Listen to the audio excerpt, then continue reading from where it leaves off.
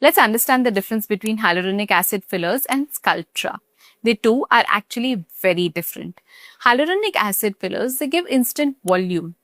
Lips enhance करते हैं, under eyes को अगर हॉलो है तो उसको फिल करते हैं, cheeks define करते हैं, and results are visible almost immediately.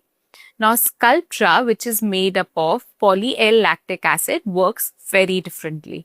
ये instantly नहीं fill करता है. It gradually stimulates your own collagen production over weeks to months, giving more subtle skin tightening and volume support over time. Simple way to understand it, hyaluronic acid filler is instant structure. Sculptra is collagen rebuilding. One gives quicker visible volume, the other focuses on collagen remodeling. So which one of these would you opt for? Comment below.